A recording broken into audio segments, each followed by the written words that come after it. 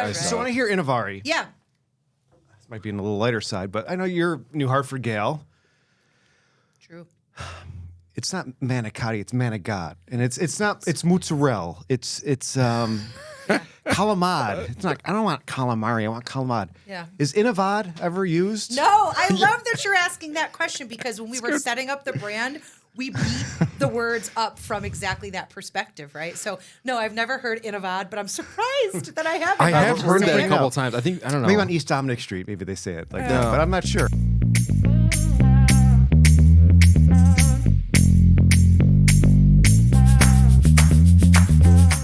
Cool. Are you sponsored by TJ today? I don't want to go. I mean, I don't know what I was thinking today. Usually, I don't even have a collared shirt. I got to change to go to the club later. I'm sorry. God, like This a is- bogey. I know. Well, I was expecting you to have like a really flamboyant shirt. I was just here to balance it Well, out. I do have a little Oh, you want a underneath, little- yeah, a little bit, purpley a little going on. purple. It's quite regal, I feel like, but I did support the H Thank you. for you. Thank That's you. it. A little Hamilton alum. Right, right.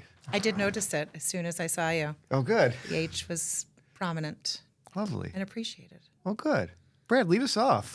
Come on. Yeah, Heather Hage from Innovare and Griffiss Institute. Oh, so I was going to go faster on that. How there's Griffiss Institute, Yeah. and then Innovare. Right. Can you explain the relationship there? Like, Jumping right in. Yeah, I totally I just can. I was going to keep going It's on not this, hi, but then I how was are already. you? Are you enjoying the weather? No, We're going I'm right already in. on my intro here. I'm like, you know what? I don't even know that answer to, and if I don't, I mean, I know everything. So that means most of our listeners have Just no ask idea. Have no idea. And your humility knows no boundaries. No, none whatsoever. Anyway, yeah, well, can you explain that a little bit? Yeah, I'm so glad you asked, actually. So the Griffiss Institute is where I am president and CEO. We have been operating in this community since August of 2002. So we're about to celebrate our 21-year anniversary. really? Wait, this come coming. on. So So many questions. this is truth. We'll unpack it. All right. And Innovare Advancement Center is the brand and the name of the facility in which we operate at 592 Hanger Road, Gotcha. former site of the B-52 mission for AFRL, turned Griffiss International Airport, turned Innovare Advancement Center, our open innovation campus. So Griffiss is the company, Innovare is the facility. We power operations here at Innovare Advancement Center as well as in 33 other locations nationally. We are currently operating in 13 states.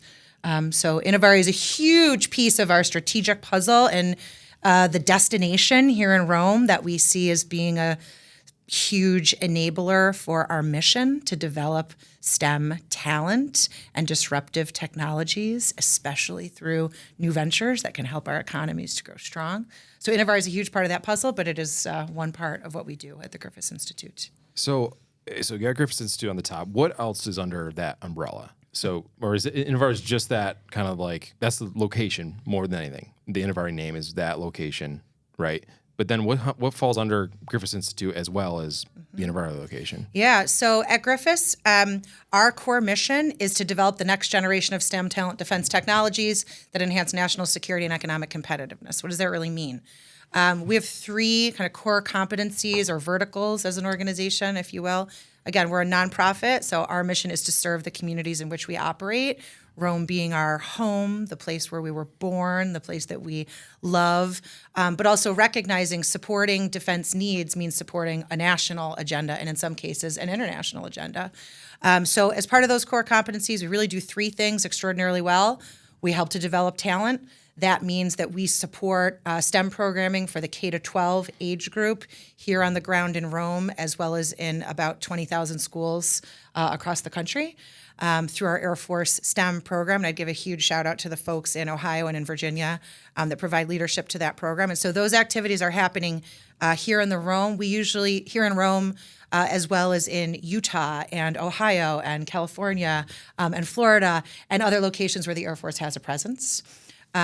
Locally, that means tuition-free STEM camps for local students to come in the summertime, over school breaks. Anytime school is out, we are in. So think about Griffiss Institute as like a complement to the day-to-day kind of public school calendar or agenda. Anytime that's out, we're in. Finding opportunities, creating new opportunities for young people to get their hands dirty on STEM projects, robotics, Arduino, Python, advanced mathematics, and we organize them for different age groups. So we did that to the tune of about 150 students last year came through our summer programs, tuition free. Registration for those is actually coming up. So the demand for that kind of support in this community is so strong. Just taking Rome as our local ecosystem. Last year, we posted our link for our summer programs, and they were sold out and completely booked within 9 minutes of when we posted the link. Oh, wow. Like that's how That's big. like Taylor Swift fast. I mean, Right? Oh my gosh. that's a good I'm the one. problem, it's me. Right?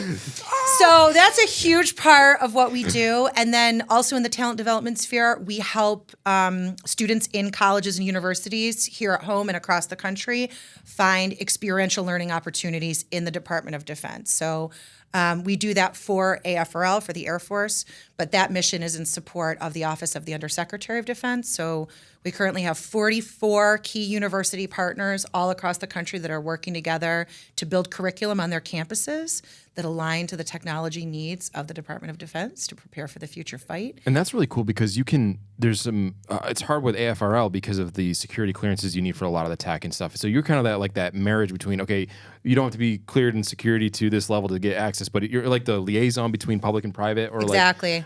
like And we start, exactly right. So we start students, especially in college, down those paths of learning. If you're going to be inspired to work in defense, and if you have a technical degree or even industry recognized micro-credentials in cybersecurity, in AI, in quantum information sciences, and in drones, private industry is hunting you and enticing you with outstanding opportunities to come and earn and contribute. And our role is to help to inspire those same people into careers in service, where maybe your comp is not going to be as high as you might expect, but has a lot of other blessings and is in fulfillment in service to a mission that supports our country. So we've employed about 1,500 interns in the past 5 years at Griffiss. Some of them come here to Rome, and we also work year over year as students who come into our family decide that they want to make the choice to explore. We work on finding them next mile opportunities. So every summer that they're in college, finding another place they can explore. This promotes learning and experience in the career field. It also promotes economic mobility and exploration, right? If you come here to Rome and you do a turn at like the country's most outstanding information technologies service right down the street, next year you want to explore, you want to go to a base in Hawaii, Florida, New Mexico, Utah, California. We really pride ourselves in creating opportunities for people also to steer their careers and find their way to a fit in the government. So yeah, we did that for like, and it's got to be a huge 1,500 kids last It's gonna be a huge fast track for some of them because they can come right out of Innovare and almost be gobbled up by AFRL. Yeah, they're ready Because to rock. I think we saw two rooms. Like one was in the Air Force Research Lab that had to do with like the different frequencies they were looking at. Then we went into Innovare and they were like already working on a similar project, but in a unclassified way. So it was Exactly. like to have that kind of knowledge and go right into a position there is awesome. Yeah, Well ready paying. to work. Ready to Day work, one, yeah. like graduation, No, ready you don't to have get be to caught work. to speed. You're other than some secret stuff we don't know about, but that's I can understand it but it's anyway, awesome so that they're 400 feet apart, fence line to fence line. Yeah. That's pretty sweet. And that was part of the strategy, right? When the vision for Innovare Advancement Center came into perspective for everybody, it was really the county executive and the United County team that owned the airport. It was the leadership of the lab at that time that included Colonel Lawrence, who was Colonel Garcia's predecessor, as well as Dr. Hage, who you guys had on the show very recently, who talked about some of the needs that the government has and how they operate. It was a group of people coming together, looking at that, dilapidated building that at that time was like water and asbestos, and was kind of the last. It was one to me, as a kid who grew up here, lived elsewhere, comes back later, as many of us are. The boomerangers, we say, right?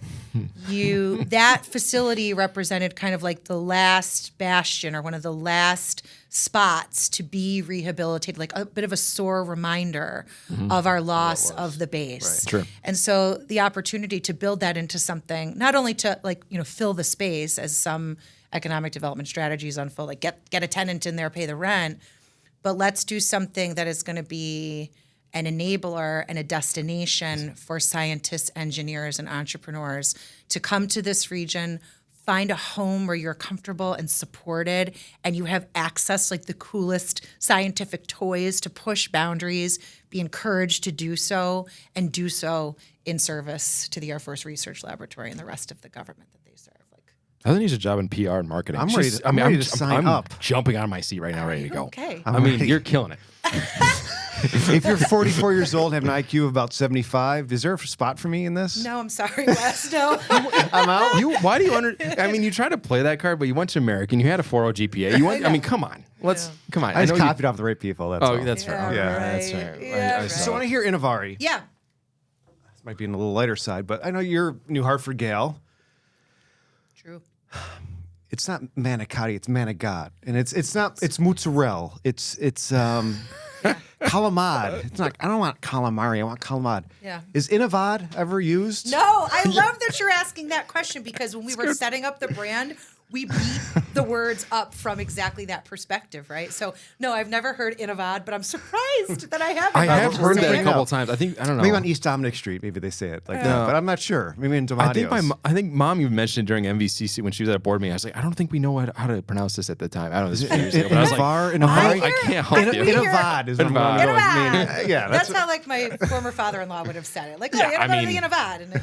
But actually, we put quite intentional effort into choosing that word and that name for its differentiation and kind of authenticity to what we wanted to represent. So innovare is the action verb from the Latin root for the word innovation, which I think is like innovation. I'm not a Latin expert, but it's like innovationem, which people mistake often invention and innovation as being the same thing. But in like the Latin core of our Romance languages, right, is this word that means to push into the new. So innovare is the action verb like it. to drive forward in a new way. And it was really important to us, again, when you think about the story, the history, what we really wanted to accomplish. We want to build a place, a thing, a culture, an ecosystem, a vibe, a community that's willing to push boundaries and do things differently, to push into the new. And so innovare was the word that we chose. And we wanted to reflect our regional It's so hard character. naming things, right? Like by the things- way. It's impossible. Possibly things. It's so frustrating. Every but band I've been in, the name's the hardest part. And Oh, then you yeah. think of a cool name like a year later, like, oh, that would have been awesome. yeah, what did you guys end up coming up with? know. What was the Nothing name? good. What was the name of your band? The last one was Rain in the Face. Rain in the Face. Yeah. See, there you go. See, that's a Native American famous chief, or I don't know how famous he is, but that's where boy. that comes from. But Uh, you try to name these YouTube algorithms are gonna like that these things, comment, and but- you're like, it seems like it's such an easy task. Oh, we got all these ideas. It's tough finding something that really hits what you want. It's hard. Have that eureka moment of that's the one. Yeah, and you get comfortable that everyone's going to mispronounce it. But again, it was strategic in the sense that people who are part of the community, who understand it, know it. Folks in the allied countries that we seek to work with to attract international talent here, like what better place in the United States than to attract international scientific talent than here in the Mohawk Valley, right? We've got 40 languages being spoken down in Utica. Right. We're the area, I know it's often captioned the city in Utica, but I think it's bigger than that. We're the region that loves welcoming other people and are able, the building of the mosque in downtown Utica, I always think is like one of the greatest examples of being a community that's willing to welcome and usher in progress, despite, differences that we might have over that. So, it was really intentional. When people mispronounce it, we love to take the opportunity to say, here's what this word is, here's story what it behind means, it, and yeah. here's how you pronounce it. So we've learned to revel a little bit in the confusion, in the brand confusion. So will you accept Innovad as correct pronunciation? I have to give that some thought. I got to consult with my chief brand officer, Melissa, on that. Is this missing an accent somewhere? Yeah. I mean, look, I feel like if it was delivered with authenticity by someone who interpreted to it it, that way, yeah, that's the spin sure. that person gives, and that's how they see themselves in our brand. Hell yeah, sure. Yeah, the last thing you want to do is shut down brainstorming. So Totally, right? Yeah. We're not the ones that's- who are like, yeah. actually, you're doing it wrong. We're kind of like, oh, you're doing it weird. Come hang Like out it. with us. Yeah, You do know? it different. Yeah. I think it was kind of fun when you get all these Differently. different minds and people here on campus. Yeah. You start to appreciate what you have here in this area. And I think if you grow up here and you kind of always think the grass is greener other places, when you get them here, everyone realizes this place is pretty awesome. I mean, the lack of traffic and how green everything is and the variety of homespun people and all that stuff. I bet is probably refreshing, right? Dude, when we were in, so I saw you guys right before I went to San Antonio last week, right? And when we were there was a group of students who had been with us last summer as part of our programming who came to speak at this symposium for Viceroy, one of our awesome programs that we're so proud to support, to build, and to grow here in Rome. And one of the students from there were students from Washington State and Mississippi State here, right? Like how much farther away could it feel for like our way of living, our culture, our climate, our location than Mississippi and Washington, right? So one of the students said, I really had no idea what the defense ecosystem was all about and what the Northeast was all about until I went to Rome, New York, and kind of prompted, unprovoked by us, just talking authentically about the experience that he had. And these kids come in thinking that I don't know where I'm going. I just heard this place, Rome, New York, is cool. I'm going to go there. And they leave us transformed. Some of them stay, some of them go back, from where they came. And we've gotten comfortable with that. Like the name of the game is to develop our reputation for building and driving innovation and excellence in the areas on which we focus.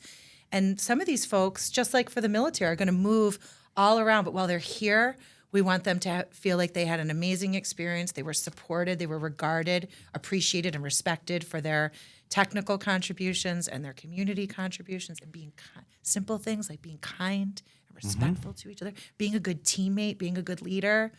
And so they may go, back to Washington State or Mississippi or to Guam, but we'll remember the time that they spent in Rome, remember it fondly, and be ambassadors for our region as they go out into the world. Again, just want to get just going. I mean, it's just awesome to hear that kind of response, though, because we get so bogged down sometimes by just the mindset here. People that grow up here, obviously seeing the base go and then redevelop and still forget that it's already been redeveloped, but still think it's gone. Those are the things we've always talked about and how to connect that dot better, even locally. So it's great hearing that. Even Mike Hage was talking about the great responses from people that come in. No reason to give us any other opinion. Just give it to us, and it's positive. It really is positive. I think we had a lot of sell. Yeah, and I don't think that's unique to here. I think every place where you grow up kind of feel that way. Yeah, but that's fair. It's fair. nice to have different perspectives and learn to appreciate what you do have, and it's very unique. You're always kind of worried about what you're missing, but actually it's what you have that is what it's all about. Yeah. Did you catch that she was a managing editor of a magazine? I did you read catch that little thing? Yes. Yeah. Quite the bio here. Yeah. I mean, the bio's long, but I always like that little tidbit in there that people were, magazine, newspapers, whatever it may be. But keep that in mind. Yeah, Albany Law, Journal of Science and Technology. Wow. Yeah, fancy. You were talking about some important things. It sounds like. That was a really fun. Having an editorship, they say when you're in law school, is a really cool. I just loved law school. I would say for people who are thinking about it, like, is this the right career track for me? I can say honestly, I never really wanted to be a lawyer. I didn't see myself in a courtroom wearing pearls, arguing, or like representing clients. Like, but the way you sell, though, you could win over a jury. I mean, fairly well. I think you would be great. They would be pretty solid. Maybe someday, like we'll see, right? But I really just wanted to think like a lawyer. So the experiences I had told me that lawyers have this like secret way. They're authoritative, also, right? When a lawyer starts talking about something, people are kind of. And I was listening, right, to what these lawyers. I grew up in a family of lawyers, so listening to what people said, and my dinner table at home, my parents, God bless them, and my siblings, is like Model UN every night. Like, we're always debating an issue. My dad would like slam the OD or the Times or the Wall Street Journal or the Sentinel on the table, and we'd have to pick apart arguments and issues, and we argue ferociously about issues. And never fight with each other. It was never personal. It was just about the issues. So growing up like in that Socratic method, what do you think about this? And when I was a kid, I'm the oldest, right? So you blaze trails as the oldest. And I think my dad said to me, I was in like elementary school or something, and I came home and I thought I was cool, as we all did once upon a time. You learn that you're not. Right. But, and he says, so Heather, are all the kids at school talking about Bosnia? And I was like, no, nobody cares about Bosnia. None of the fourth graders at Bradley Elementary are talking about Bosnia. He was like, well, we're going to talk about Bosnia. Okay. So then we're worried about if we're going to go outside for recess today and if we brought our boots. Yeah. Right? It's like my lipstick. I was not going.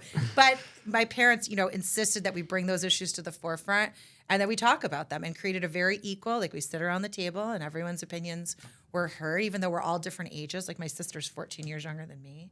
And we still do that to this day with all of like our partners and the grandchildren. And we all get into it, around these big tables and debate, look at issues and choose to stretch to see the other person's perspective, learn facts and information that lend themselves to those perspectives and understandings. And that's what I loved about law school. It's like, I don't know that I could, and I I might go down the path of being, a true courtroom lawyer. But I just wanted to think like one. And I wanted to understand. I was always obsessed with technology. I remember I begged my parents for a computer in what was that, 89? Maybe 90, just wanted a computer. So Commodore 64 or I was an like IBM a Tandy or something. No, I didn't even have any so they get me this machine, they don't know what it does. Yeah. They get me this thing. My dad calls Albert Masloom or somebody, one of the local guys in the tech things, she wants this computer thing. They give me this computer. It's got no operating system. It's not formatted. But I've seen the Aviator and War Games, right? Mm-hmm. So Yeah. I'm typing in C, :/ is Change. anybody out there? I think it's calling a out. communications portal. You're just working It's on nothing. the DOS, right? You're just yeah. So I had to get books out of the library, figure out how to format it, and I was just always obsessed with that stuff. So college and law school was for me, it was about how can I understand this macro level relationship between science, technology, law, policy making, communication, try to figure out what happens at the center of that creates progress. So that's what I did at law school. But being an editor was awesome. With your family, Yeah. you discuss and debate all these things. Is Thanksgiving the Super Bowl for Oh all my that? God. Is that a It's huge so thing intense. for you? Yeah. And we're not a sport ball family, right? So there is no sport watching. But there is exactly that. So for Thanksgiving, we all go to Miami. My parents kind of go back and forth. They have a place down there. So we all go down to Miami. We spend a couple days, relaxing on the beach. And then the cooking and the debates start on Wednesday. Do you prep for it? On the flight down? Are you okay? do I do my reading Yeah, and what do I stuff? have to bone up on here so I can No, but my have a dad couple will good facts? water drip articles to us. So Oh, and so- he goes old school, we'll scan the PDF from the paper into the thing and That's nice. email That's nice them to effort. us at all of our random personal accounts. And kind of water drip what's on his mind. Because they got a little more time. They're moving into Does he a run the retirement debates phase. still? No, my Or is it a dad, free-flowing thing? He has very strong, if you've ever chatted with him, he's got very strong opinions and feelings, but he's more quiet bull style. He observes and listens. But then when he goes in for the argument, you're all just we're done. A lot of times we get frustrated and just give up. Or Yeah. This sounds really familiar. Is your- my father. do you at do all? this too? No, my father. He very well read. And a lot of people see those editorials and stuff like that. But he'll have a real talk about it. He can get aggressive on topics and want to close, but he's definitely information in as well. Yeah. Which I think is still a skill, but he doesn't show it very often. But I just love that because I'd be able to have a legitimate conversation is really hard to have sometimes because people take offense to the things said instead of it being a brainstorming session or a chat. It's no, why do you think that? Hey, he's, even gets personal whether for it's in people, creative yeah. or whatever it is, it's just and finding those people that you can do that with is awesome practice and it's also great for growth. I mean, to be able to have a legitimate conversation, not take offense to it, and to put everything out there without filters is that's awesome. I love that. I feel too that I completely agree. And it's as a leader now, learning my way into being a CEO, because I've only been I was moving up the ranks of another organization and then coming to lead this one in this spot.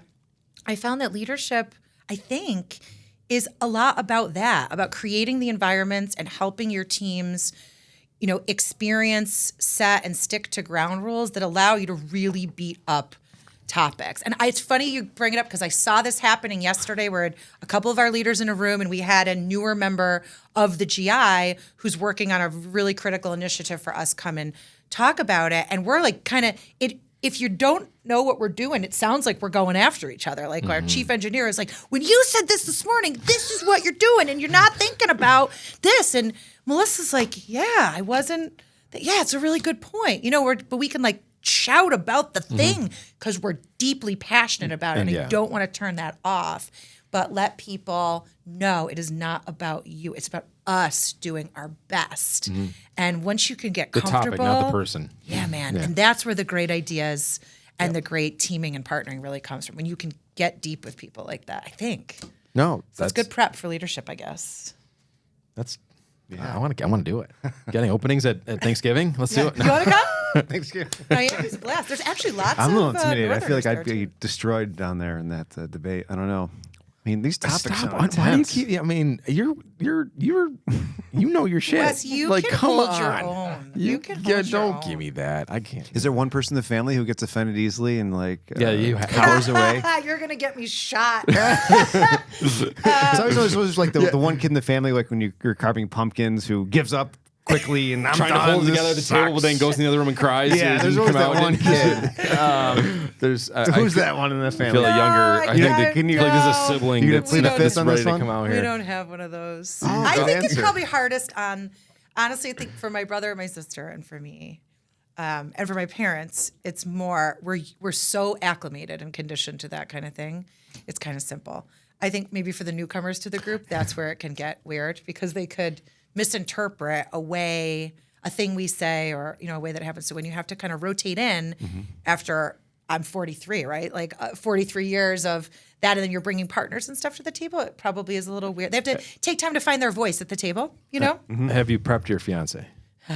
Oh, he's fully in it. Okay. He and my dad go like hours and hours about, oh my God, I shouldn't tell this story, but I'll tell it in like a light touch. So at Thanksgiving last year, my mom got sick. She got COVID like Tuesday, right? And Thanksgiving is Thursday. So Wednesday comes and Michael, my fiance, who is just like, he rotated in beautifully to the crew because he's really Nice. That's a intellectual big- yeah. and That's- well-read, and he loves to argue, and Good. and that's what he and I spend a lot of our time doing, in addition to singing weird made-up songs about economic development. But I'll tell you about that after. That's like one of our fun. we're gonna need a sample. What we do in our spare time in our We're gonna need nerdy some clip there. in our nerdy life.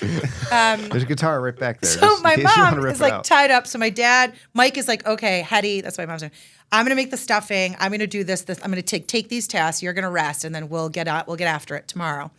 And so Mike is wonderfully doing this, and my sister and I are like laying in the other room, lazing around watching TV because our mom's not there barking at us. So we're like, okay, we're gonna chill. The guy's got this.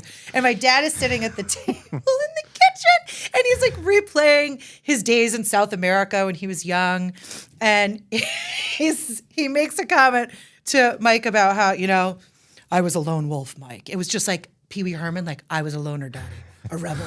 Like this whole storyline about his life in South America is coming out. And my sister and I are overhearing this. And I say to her, should we go save Mike? Like, should we go in there and intervene? And she looks up. She listens for a minute. is She's hazing. like, nah, he's got it. Throws some more peanuts in her mouth. And we Let just him kept fight through. chill, let him figure it out. Yeah. He's got to get there. So yeah, I mean, they're fully integrated. It's great. That's awesome. When's the big day? October the 12th. What year? Did you tell This him yet one. or no? This one. Okay, Yeah, we okay. just decided to get it done. We're doing it at the Fort Schuyler Club. Oh, nice. Pretty classic Gatsby theme. All right. It's going to be a lot of fun. This is the looking Roaring forward to '20s, it. right? Yeah. Yeah, Lauren, when we got engaged, I got to pick the date. She got to pick the year, which was much more important. So, she booted that down the road a little bit, but Just trying to feel you out. It's like, let me just make It's sure like, I this wanna guy's make- really yeah. legit here. I don't blame her at all. You don't delegate. I would delegate. Lauren's so capable. Don't you want to just delegate everything to Lauren? Like let her run the show? I would like to, but Yeah. she's too smart. It's a She partnership. she She's not sees gonna right let you through get it. off the hook. Yeah. It's like, wait a second. Yeah. You're up to something. Oh, that's good. All right. So October, big wedding. Now, what is this world record T-shirt thing going on? Can we chat about that for 1 minute? We totally can. Mike will be overjoyed of this. So Michael Frame, love of my life, is on track to win the Guinness Book of World Records for something called the T-shirt Challenge. Won previously by a statistician, I think from Minnesota. He has some sport ball relevance that I'm not sure I'm tracking. Okay. Who won the record long ago. I love that it's sport ball. Yeah, that's great. It's terminology I picked up a long time ago that's great. to express like my malcontent and disinterest in I like to play. engaging We on need the to bring it topic. into our naming sessions. Yes, There's some speaking great of sessions. branding- We'd be done in like 4 minutes. Yeah, I mean, Like, 4 yeah. months down to 4 minutes is much more efficient. So, so he has been engaging in this thing, the T-shirt challenge. It started during the pandemic. Like we're all stuck home, we're bored. He's got all these T-shirts. He's moved into this like place, and he's got them all displayed. And he starts wearing a different one every day. Then researches the challenge. To make a long story short, we're like, I don't know, somewhere around 1,500 to 2,000 days into this thing. He's got to get to like 7 or 8 years to beat the record, but has a plan to go beyond that. That I don't know that I'm supposed to reveal that date publicly. But so he's working on hitting that goal. And if you follow him on social media, either under the Frizzame is his Instagram and Preservation Threads is the brand for the T-shirt thing. Every day he has on a different T-shirt branded. They come from we get donations and boxes and stuff. We get packages at our house every single day. He wears a new T-shirt every day. logs it into an inventory, generally associates the social media post with an historic event that happened on that date. So following the challenge actually helps you connect with like a lot of events through history, things that I didn't even really know about. Like you get a Boilermaker t-shirt from 1994. What's the relevance of that? You get a t-shirt from like Lake Tahoe, or name all these like obscure places all over. Maybe a Daily Sentinel t-shirt for June 1st, June for 1st, the 160th anniversary. Yeah, There love we go. That. We'll make that Can happen. you box out June 1st? Hey, Morgan, can you work on our t-shirt? Yeah, thanks. Great. Yep. We're going to need to get that. We're gonna need Thanks, a Morgan. t-shirt. So yeah, he's working on it. We have a whole area of our house as well as storage units and others devoted to this t-shirt challenge. So he's going to win the record. Mike is a deep believer in economy as a driver of the country. So he focuses on made in USA products most of the time to the greatest extent Strong play. possible. Nice. It's Yes. probably tough in t-shirts. We love that. And that's there'll true. be a future outlet for some of this stuff once he wins the Guinness Book. He's like a master collector, arranger. Yeah, what's the day job? very What's the detail-oriented. that's So Michael's day job is he's the executive vice president of the Manufacturers Association of Central New York for MACNY. Okay. And they focus on, look at domestic issues like the reshoring of advanced semiconductor manufacturing so we can make chips domestically. They focus on all the issues that are important to that sector, whether that be advocacy and lobbying issues, policy issues at state or federal level, workforce development in particular. They run the registered apprenticeship program for the Department of Labor for manufacturing, including, if you've seen the logos, speaking of branding, for the Real Life Rosies program around town, like the woman with Real Life Rosies, that's Michael came up with that. That's his program, his brand. I can see how he fit in at Thanksgiving absolutely. with that background. Yeah. And he's organized, whereas I'm like a spastic. I'm an innovator, as we say. Yeah. And Mike is like organized, right? Innovator. Yeah, That sounds way better. very nice way to say clean. Yes, that's great. I have so many questions about the t-shirt challenge. Yeah. How in the hell did he get involved in that or notice this or see this? Or how did This that is even Mike. happen? So, like, if you know Michael, he is he's a veritable. He's a person who's just full of information. He knows history, backward and forward. He pays attention to details that most of us miss. Like, that's why I feel like he and I are a good blend, right? I'm kind of way up here, and he's not down here either, but he's sort of in the middle. Like he can he balances those Maybe two he's just on the worlds. side. he's still up there. over here. He's on the side. So, he just started wearing the t-shirts and then was like, maybe this is started posting them, started having fun with it, then discovered there is this t-shirt challenge. Then he's super competitive and he is an SU super fan, has like been in the crew supporting Syracuse sports, both football and basketball. So he likes that sports ball stuff a little bit. Sport ball. I go to the games with him because I love him. But See, things you do. But he's very into sport Things ball. you do for love. If you want like a sport ball person, he's your guy in the house All right. for sure. See, my dresser drawer, and I don't think I'm unique here. I got probably 20, 25 t-shirts, of which I will not get rid of, but I only wear probably 4 in the rotation. Totally. The other 15 are no man's land. That's fair. Yeah. Are you like that too? I am. Yeah, and a lot of times they're underneath everything too, so they don't even get the light of day. They're support. They're not even a main event. My t-shirt game's so weak now after hearing this story. Though I did get a new. Imagine having 2,000 t-shirts in your basement. So come on, if you need to shop for t-shirts, that's what we tell the shake kids. it Like up. when they're like, Yeah. I need clothes. What go size to the you wear? basement. He's usually mediums, but because we get donations and stuff from all over, we have all kinds of sizes. Yeah, I'm extra medium, so that's perfect. Yeah, I'm great. totally serious. Please come. I say I'm going to be the little old woman who lived in Mike's t-shirts. So if you want some shirts, please visit me anytime. Is there ever a fear that there's someone out there with their own secret streak right behind him, where the one day he retires from his t-shirt streak, and then someone comes up out of nowhere and steals that you title? hold it for like a day. 100%. Is that? Yeah, so, like- when you're trying to fall asleep, is that what we all think about? Well, so he and I we talk a lot. So we go on walks and chat it up. And Whatever the comes to your neurons mind. get going. Yeah. And so that was part of our competitive analysis. Yeah. Like, what if there's Competitive some analysis. random woman in Florida who's really built a use case around this? It was like, okay, how could we disqualify that? How could you edge out the competition, right? We got a lawyer up. We got a lawyer up. Totally. It's all about gotta be an angle. the There's always an diligence. angle. So you should see his spreadsheets and the photo and documentary evidence. Like the posting on social isn't even a requirement, but he's just like, my record is going to be so tight, it's going to be unbeatable. No one's even going to have the courage to challenge this. Yeah, like no one could mess with it. It has changed our fashion game in the house, like to your point about like storing stuff. And most of my clothes are black. So like I open my closets and drawers, and we have made the choice to live a very minimal lifestyle. So we live in a very small. There's Besides the 5 t-shirts. kids. There's like More two, warehouse space over 2 than, adults, 3 kids, 2 dogs in 1,400 square feet. So we are serious about like refining, except for the t-shirts that required a whole room to be built. Yeah. There's a But- goal there. There's a business model there that works. Yeah. Wow. Something. The t-shirt thing's big. Yeah, it's playing in my head right dedication. now. And it is. I wish I had that. Like I feel like I'm so sporadic that I could never. Like I'm just all over the place. Like Me too. I don't have a hobby. I don't collect anything. I'm like the dog with a squirrel, right? I'll just see a squirrel and then Yeah. I'll just go this way, and then I'll see another one. I'll go that way. It's just I can't. You're better at that. You can stay focused a lot longer than I can. Pretend to. Yeah. And that's fair too. Pretending is half of it. Yeah. No, Mike is just like, he's diligent. It's one of the things I respect about him. Like, I don't have the staying power to even look at this spreadsheet, let alone build it, enter data in it, think about t-shirts. Like, I couldn't give something that kind of I can spreadsheet energy and stamina. You know, I mean, if it were numbers or money, sign me I'll up. spread- yeah. But t-shirts, I just, Yeah, you're but, right, but yeah. he's great at that. Yeah. I think we, it's a like cool we thing. need Mike on to get deeper into this. We do. There needs to be a. By the way, is there a favorite T-shirt of yours that he's had, or one that's Ooh. annoyed you tremendously that What's you should the take that off go-to? immediately? Yeah. What a great question.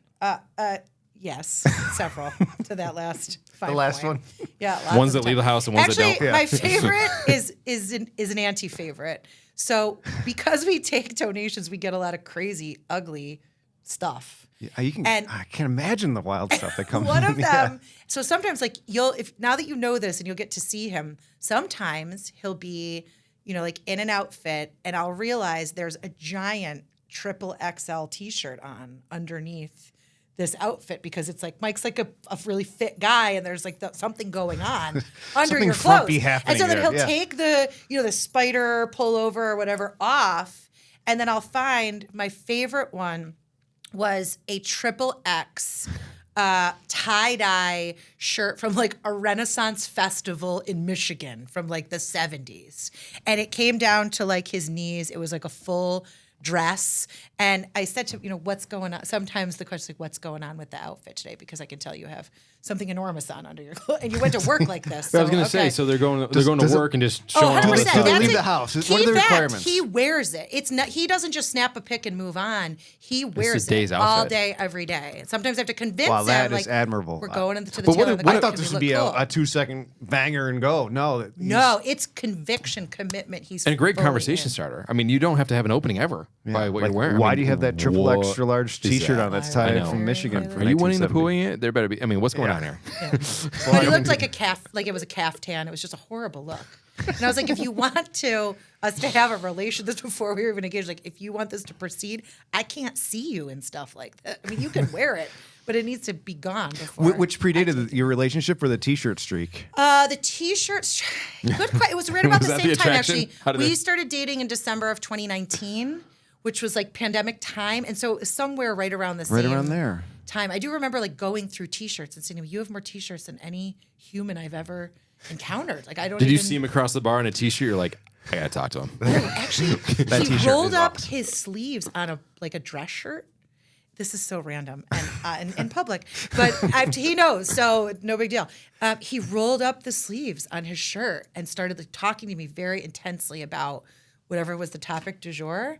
And I was just like, and I'd known him a long time. We hated each other. When he was a lobbyist and I worked another job, we met at a dinner in Syracuse like 10 so years he ago can or talk something. too then. And we got into a political argument at a dinner, like There it typical is. Yep. style.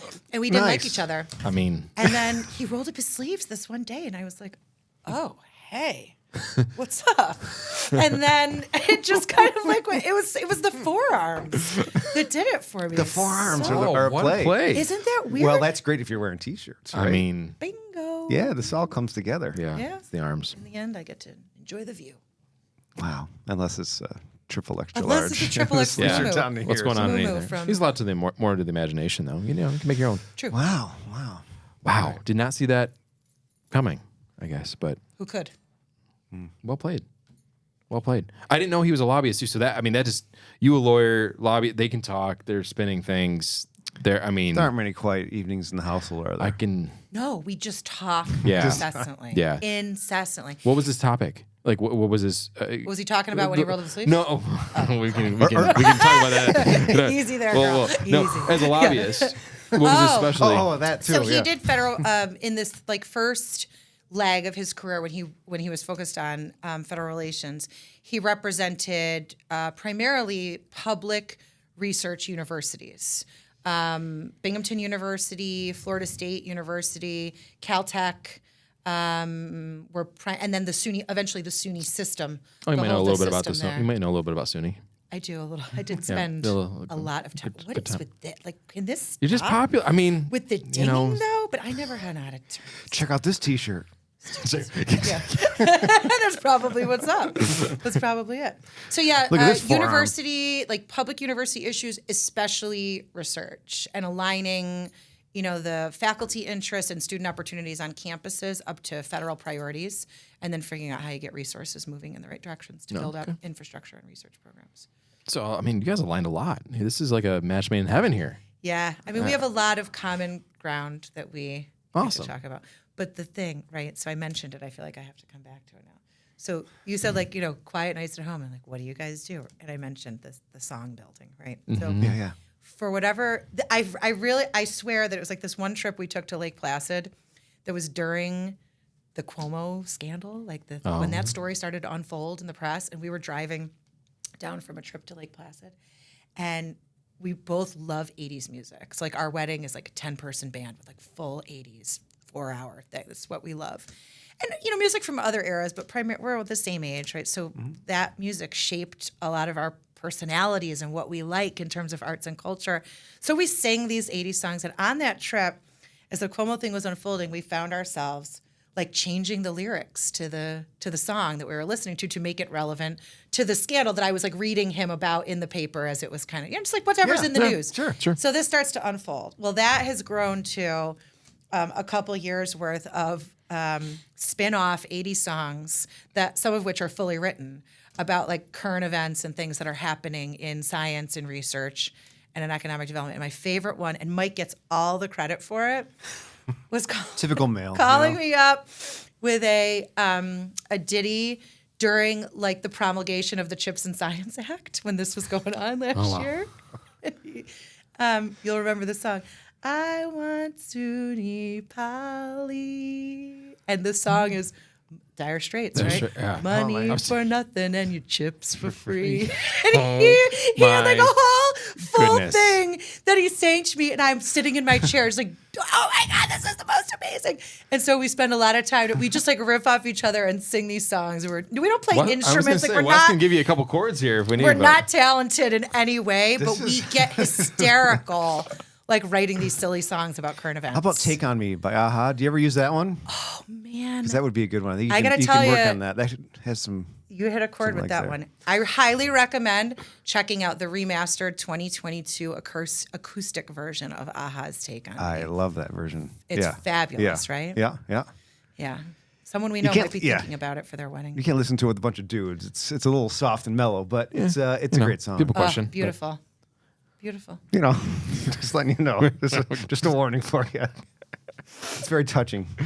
Oh man. Go ahead. I want to hear about your time on the Hill at Hamilton College. Oh yeah. Is that all right to shift gears? Sure. Can I get a refill? Wait, Yeah. she needs a refill over here too. Can we get a quick timeout? a little- Do a little halftime? Halftime? Quick halftime. I'm behind. You'll hear from Crust. So we'll give them a little 30 seconds. Oh, from Chris Tito? Bingo. Awesome. So here it comes.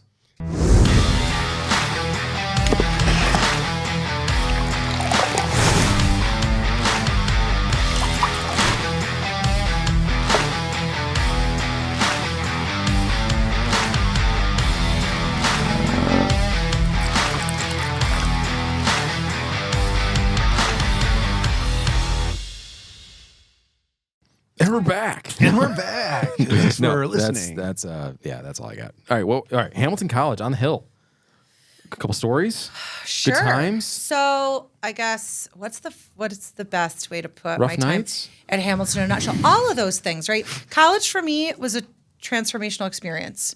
So I grew up here. I went to New Hartford to start school, And in 8th grade, I was bullied so badly by the kids that I grew up with that I left like in a huff. I got like cornered at the Village Green after a dance performance because I was on a like competitive dance team, and I got cornered by a bunch of kids. They surrounded me, and I was like, I remember thinking, I don't know if you've been in that situation where you're physically so scared, where your chest is like thumping and your legs like vibrate. And I'm thinking, are they just want to yell at me? Are they going to kill me? Like, what is this? And it was terrifying and awful. These are the kids I grew up with from the time I was so little. And it was probably in maybe some people's minds, like that happens, it's junior high. But for me, I feel like I come across very like, boisterous and strong, and I am that, but I'm also very sensitive. I'm like a deep feeling. Like somebody's upset, I'm kind of like, well, I feel that coming off you. What's going on? So like I'm sensitive. And it rocked me. So I left Hartford and went to Notre Dame. I loved my experience there. But I didn't seem, and despite the fact that when I was young, I'm one of those like freak standardized test takers. I took the SATs in like 7th grade, and I was always like remember California Achievement Tests? I was always like the 99%er in those tests. And so, but I didn't really see myself as like an intellectual. I wasn't a star student. I was kind of like an averagey kind of students, but I could just crush tests. So I had the aptitude, but not a lot of discipline and not a lot of focus until I got older and I was able to discover concepts and books and computers and stuff that I loved. But at that time, society didn't value the things that I loved as much as we do now, right? So I was always kind of like a misfit toy with the school stuff. People be like, oh, she's really smart, but she doesn't apply herself. Like I do. I'm just building a computer. I'm not doing my math worksheets, right? Right. So Yeah. No, it was kind of like a yeah. weird fit. And then I love helping other women feel confident and beautiful. So when I was in high school, if you had asked me like 11th grade, what are you going to do? I would have said, I want to be a hairdresser or a makeup stylist. I also have books of like Kevin Aucoin makeup books and artists and stuff like that. I love the idea of helping other women find confidence in feeling beautiful, feeling accomplished, feeling good. So that was what I really wanted to do. And my parents kept putting their heads down and saying, okay, I get that that's what you want to do and you're motivated and excited by that and you can pursue that as a creative pursuit, but you need to have this intellectual side of yourself cultivated in a different environment. Like high school and college are not going to be the same, and I'm wicked stubborn, like terrible, and ruggedly independent. So I bristled at that for a long time. And then one day, I come from a line of Hamilton folks. My dad is a very proud Hamilton grad and loved his time there and was very grateful for the opportunity that he had there. And one day I said, I think I'd like to go look at Hamilton. And I could see my parents nervously like, okay, don't freak out. Like, don't let her know that we think this is a good idea. We got tickets booked. Like, We're don't push. I can see my mother like, don't push too hard. Don't push. Just drink your coffee. Just stay cool. So anyway, we went up there. We had a tour. The Buffers were singing. The chapel. I checked out some of the things. I was all right, this seems like it could be cool. And they're like, finally. So like, okay, go ace your SATs, do these things, and do some community service. Like get better at ROTC. I got kicked out of junior ROTC because like the uniform was too tight around my neck. And I thought a turtleneck would look so much better than the button down. Yeah. It did, and it did. But they didn't like that. So so I had to like get my act together, and to make a long story short, I applied early decision and got into Hamilton. And Rip Fuller, if anybody knows Rip Fuller, or if he would ever be listening to this, he was the admissions guy at that time, as well as Dick Tantillo, who was in the administration. And they helped me. They coached me and helped me get ready. So I went to Hamilton. I loved it. I found myself totally like a foreign body there, right? Like we were talking about earlier, growing up in this community, especially at that time, right? A period in the 80s and 90s was a period of deep, dark deindustrialization. There was a time when we did not have a bookstore that we could go to in this community. Mm-hmm. And when I got to college in 98, I all of a sudden was thrust into an academic environment that was beautiful and the professors were great, but I was so intimidated by the other students. They came from Greenwich and New York City. They knew the Jackson Pollocks by number. And to be quite blunt, I was treated like trash because I was a townie. I was a kid, not even a townie from Clinton, but from Utica. And that's even worse. It was. And I remember like there were only maybe 3 other kids who were from, like kids I had known growing up, right, who were there at Hamilton in a class of 400 and some people. And I felt kind of alone. I always felt looked down upon, judged, treated like trash, to be quite blunt, and not even sometimes directly, like, oh, you're from Utica, but also in classes when you would talk about, social or class warfare or local community issues, town gown issues, there was this mentality that a lot of the college community had toward local people that I found sad. And for a while, that really hurt me. Again, sensitive and pissed, because I'm like, we went through a really hard time. I love my hometown. I loved everything about my experiences, good, bad, or ugly. This is the place that our grandparents, our ancestors chose to settle when they came to this country. Yeah. This is my home. So it was so hurtful.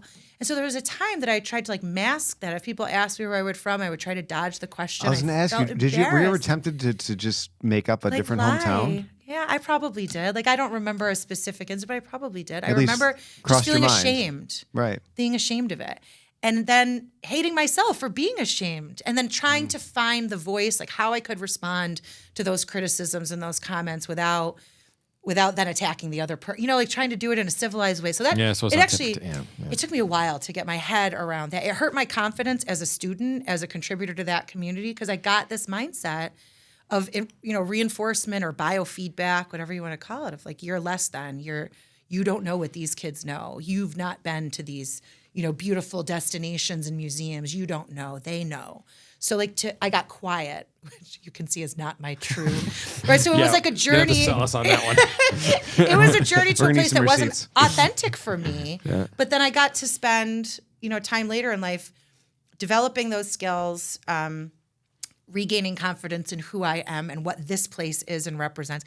And that's actually grinding that axe a little bit, if I'm being honest, is part of the fire that I have around advocating and promoting ferociously what this region is and what we can do. Talk about formative years. That certainly has inspired you to where your career is now, I think, 100%. Has something to do with it.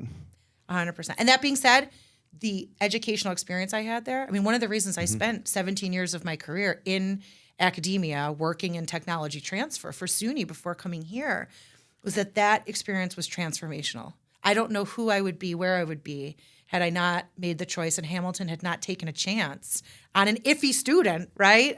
Like I said, high scores and weird track records. So, they took a chance and let me attend. And I just had my mind opened in so many ways by so many brilliant people. And it was really about that. It was the professors and the other students and the guest speakers and the job I had on campus. I worked in communications and development. I wrote hometown press releases. Oh, yeah. We're talking about media experience, right? So anytime a student kicked the winning, goal at the soccer game, I'd look up where they were from, find the hometown paper, call them up. Hey, I'll write a story for you.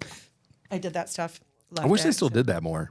It's hard. We really got to dig for some of that stuff, and people love that here. It really worked for Hamilton.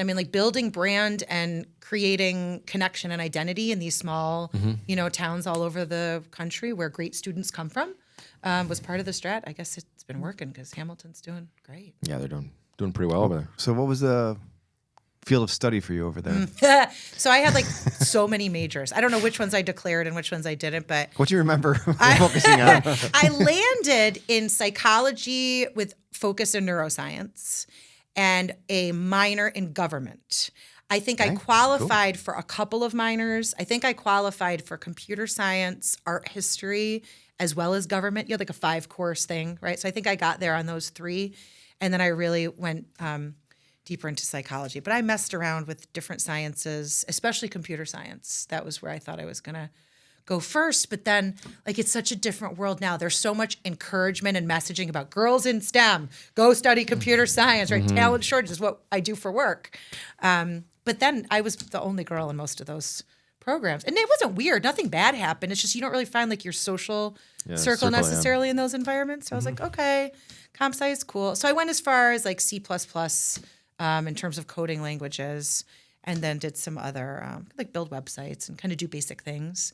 And then I was building my own computer. I was ordering parts and building a computer back in my dorm room, but not as part of any coursework because it wasn't as mainstream then as it is now. Yeah. But psychology, I found a good home in that, and I swear, in terms of my 2 degrees, JD and psychology, I use everything I learned through that coursework and reading and all that every day. Knowing how the human mind works is a big part of understanding who we are and why we do what we do. Did the high school mindset go on to the college where if you were interested, you applied and got 4.0 and some of those other side tracks, ones just kind of got pushed to the side? Or was it, because I feel like that's how I wasn't great in high school. I was not, that was like a 85. But when I got to college, if you look at everything I was interested in was a 4.0. Everything I wasn't interested in, I was like, B or 3.0 because I didn't want to apply the time. It was like a waste of time. But I even find that now. Like if I'm really interested, I'm gonna go all out. You're a deep diver in things. Yeah. I can lock in hardcore. But if I'm not, it's really, really hard to push. It really is. Yeah. But that's why I require people that are better than me in other sectors and build a team around it. But I think that's right. The blessing of Hamilton, and I don't know how this computes in today's academic environment, but at least in those days, you had a lot of control over your schedule. There's not really a core curriculum. You have to take a certain number of credits in like sectors, like sciences and math as a big block, language arts or something, foreign you have to take a couple things in each area, but it's really not prescriptive at all. The opposite of law school, where it's like you get your first year schedule handed to you. It's like whether you want to learn this or you don't, you're taking contracts, evidence, torts, and like this stuff, which again was hard for me because I was like, I don't want to. I want to be self-directed. Yeah, but you don't get to do that. Maybe that was a better frame. Maybe that was a better frame than Hamilton because in law school, they're handing you the script, right? And you got to go. You don't like torts? Too bad. Run it. But I failed a class at Hamilton, which was actually in neuroscience, which turned out anyway. I failed it, but I wrote my law school admissions essay about failing a class because I'd never failed. That's a strong way. Yeah. Don't run away from it. She's so smart. She set that up. Yeah, you did that in Hamilton, knowing that she. No, not really. Not at all. I just had I was like a sophomore. I was struggling with my ego and identity, as I described, like who am I as a student and whatever. But I liked psychology. I had to take this course in neuroscience, and the professor, I think he must be passed by now because he must have been in his 70s or 80s at that time, was a guy named George Gescheiter. And Gescheiter in German means clever. So like the front of the curriculum says, in German, I am, you are clever, but I am cleverer.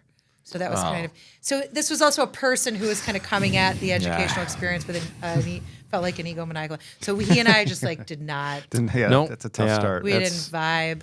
And so I sabotaged myself, right? It was like the task, do you remember these strategies?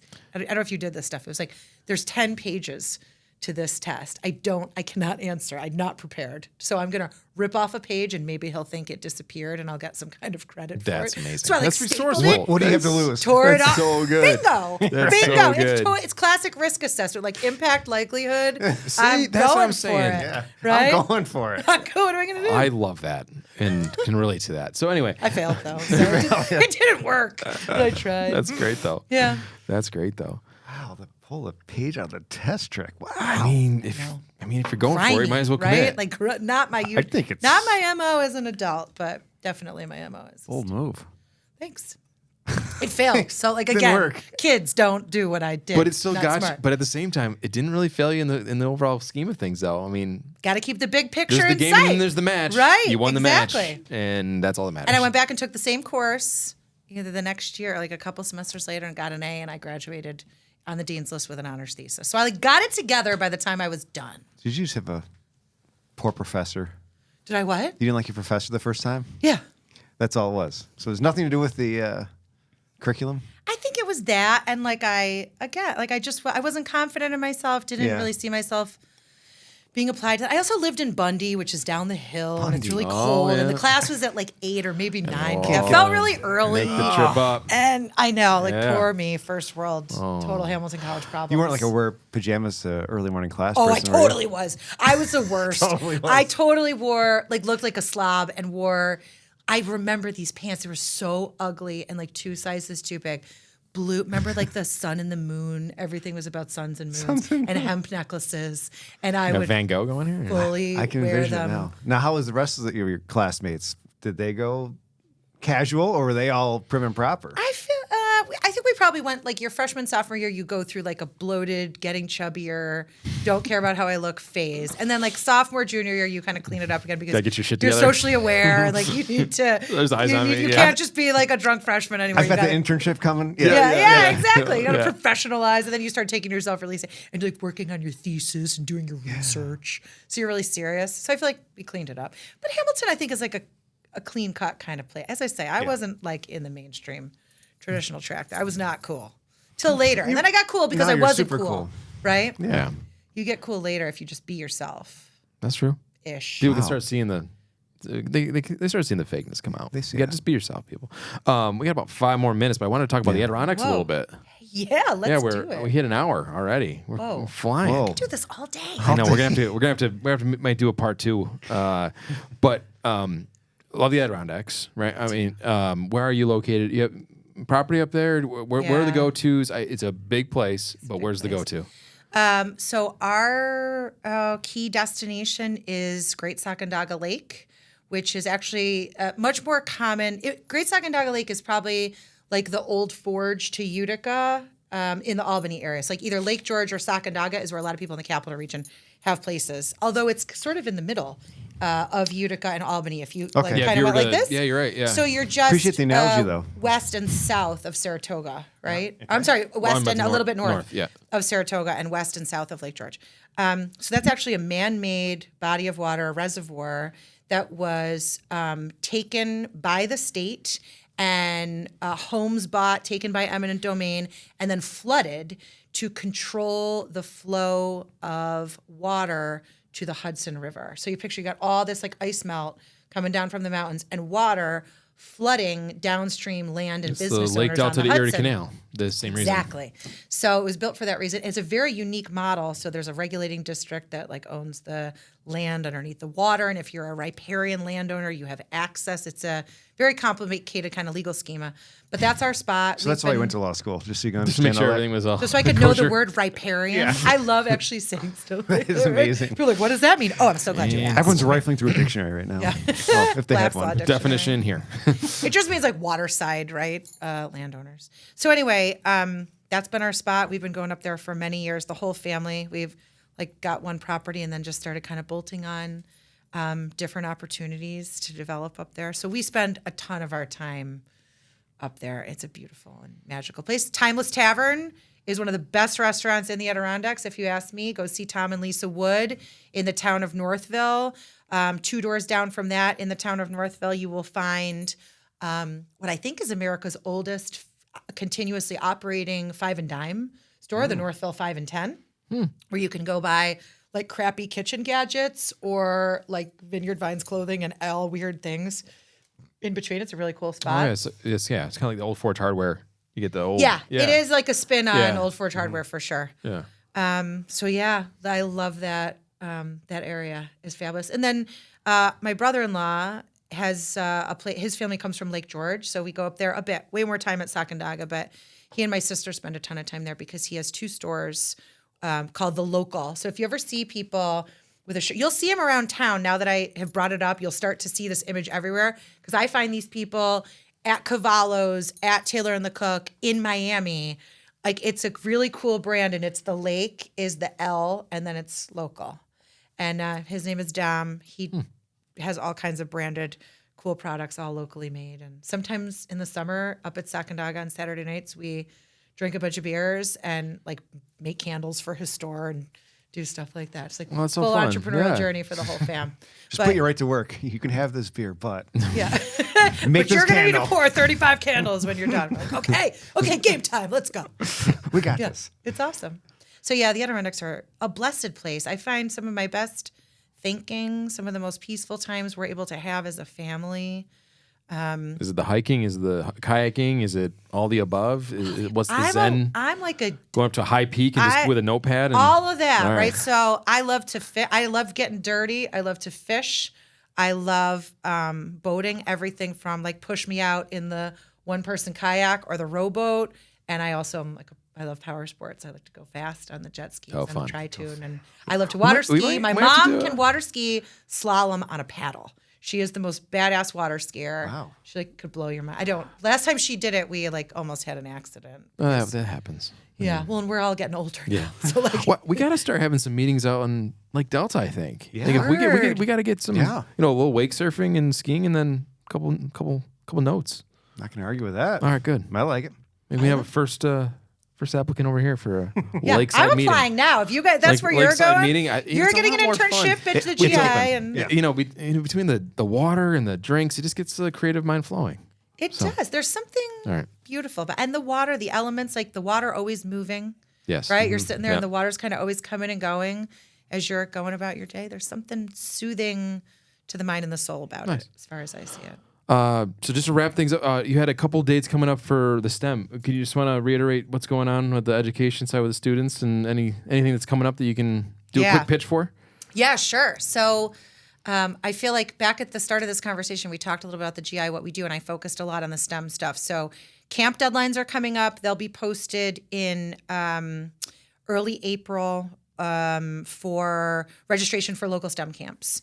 That date is not exactly clear, but that's coming up. And as I said, they sell out in 9 minutes. So if you're interested, awesome programs, just get on the list, and we'll do our best to accommodate. We are always looking to grow those programs too. So we're out writing grants and other stuff to expand the number of programs, the age groups that we can serve, as well as the time periods longitudinally that they run. My dream is that we run those programs from the time the public school gets out until it comes back, because we want to meet that. We've all talked about like childcare demand, the need for kids to have support, as well as the opportunity to inspire them in STEM. So that deadline's coming up soon. Hustle.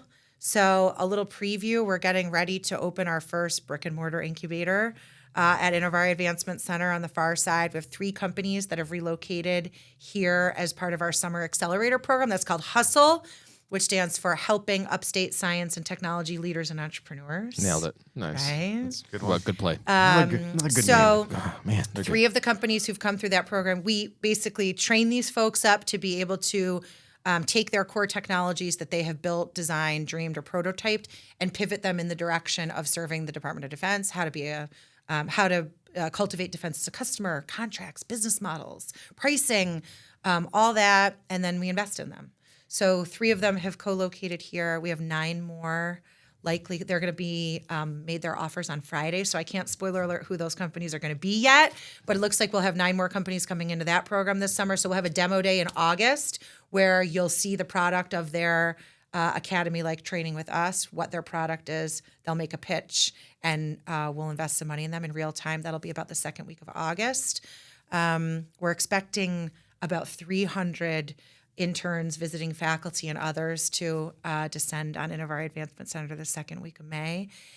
And then as those programs are ramping and we get ready to move back into the academic calendar for the fall, we're going to host a gala fundraiser, the Innovare Impact Gala, in August, where we'll look to bring folks in from the community who are activated and motivated by our belief in this community and drive to develop technology solutions, build teams, build new companies, help the region and the country to grow by doing kind of a celebration of all things STEM and startups, and asking folks to give in support of those causes so that we can keep advocating for the region and bringing more programs back home to the people that we love. So you got a little bit going on.